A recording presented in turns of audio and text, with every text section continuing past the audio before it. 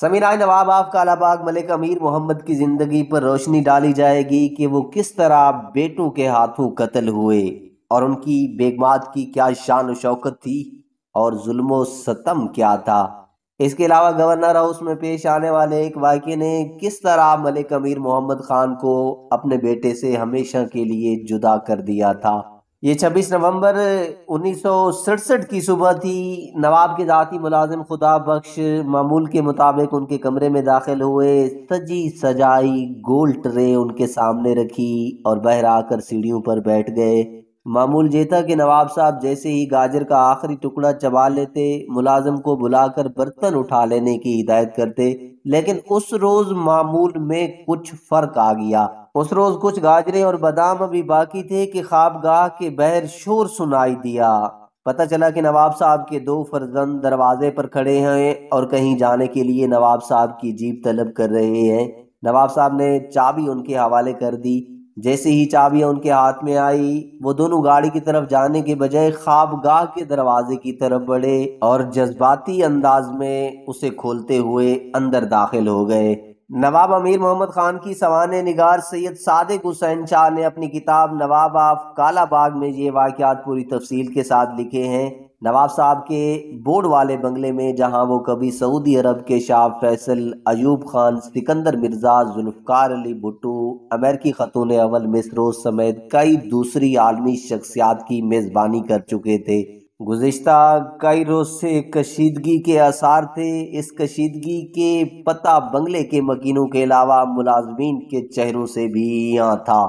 سوانح نگار سید صادق حسین شاہ کے مطابق نواب صاحب کے دو بیٹوں نوابزادہ مظفر خان اور نوابزادہ اسد خان اپنے والد کے کمرے میں یہ گستاخانہ انٹری اسی کشیدگی کا تسلسل تھی۔ اس کے فوراً ہی بعد باہر سیڑھیوں پر بیٹھے خدا بخش کو کمرے سے تل کلامی کی آوازیں سنائی دیں۔ اس کے بعد فائرنگ کی۔ او کی پے کر دے ہو، ارے کیا کر رہے ہو؟ خدا بخش کے کانوں میں نواب صاحب کا یہ جملہ پڑا تو وہ بھی کمرے میں داخل ہو گئے۔ نوابزادہ مظفر نے انہیں بالوں سے پکڑ کر صوفے پر پٹکا اور کہا کسی کو بتایا تو اس سے بھی برا حشر کروں گا۔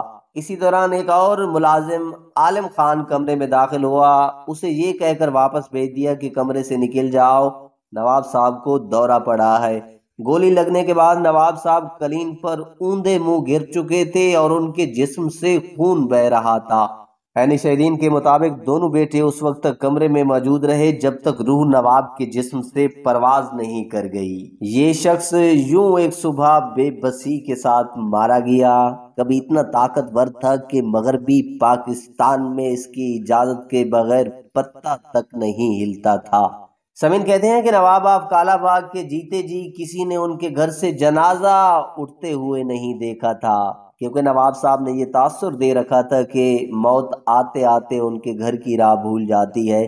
نواب صاحب کی والدہ کا انتقال ہوا تو کالا باغ کے شہری نواب صاحب سے تعزیت کرنے گئے مگر کسی نے اظہار افسوس کی جرت نہیں کی۔ سمین یہ بھی سچ ہے کہ نواب کی ریاست میں قانون کے مطابق تعلیم ممنوع تھی۔ ان کے علاقہ میں سکول منظور ہو جاتا تو یہ فوراً منسوخ کرا لیتے تھے۔ لوگ چوری چھپے اپنے بچوں کو تعلیم دیتے تھے۔ اگر کوئی پکڑا جاتا تو اسے سزا ملتی تھی۔ قاضی عبداللہ نے جدوجہد شروع کی تو ان کے 20 سالہ بھائی کو گولی مار کر ہلاک کر دیا گیا۔